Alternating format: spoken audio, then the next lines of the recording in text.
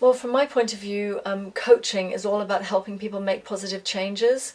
So it's a developmental science. It's really helping people in the present prepare themselves for the best possible future. Whereas I think therapy is more about helping people, again, in the present, but dealing with things that are very troublesome about their past and trying to come up with a plan of how to deal with the things that were in their past that are hard, and then perhaps pick up coaching or work forwards from that point. So I work with all my clients face to face, one to one in private confidential settings, similar to therapy. I either work with my private clients here in my office in my home in Crouch End, or with corporate clients in whatever setting, wherever they are in the city or wherever they are around the world. I got into coaching about 10 years ago now. I have a PhD in psychology, and prior to working as a coach, I had worked as a research scientist for a think tank. And I loved doing that work for several years, but especially the bit that involved collecting the primary data where I was actually talking to people and trying to make sense of things. The bit that I was becoming less and less enamored with was the writing reports and the writing proposals. So when I was trying to think of a new career after the children, I hit upon coaching because coaching focuses actually on that middle bit, the bit about talking to people and interacting with people and helping them make sense of complex information.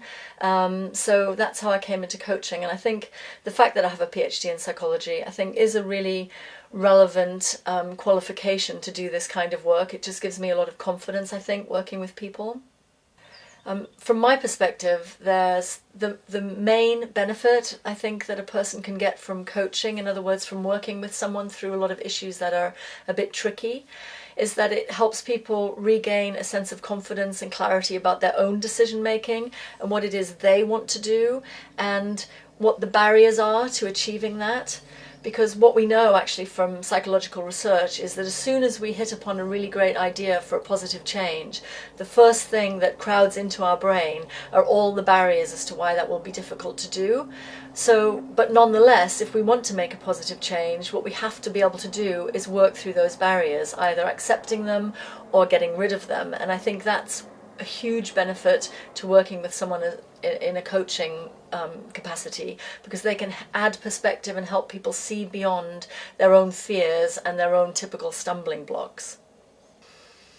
I'm really glad I chose this as a career because I really love coaching. I love working with clients both in a private setting here in my office in Crouch End or in a corporate setting with corporate clients.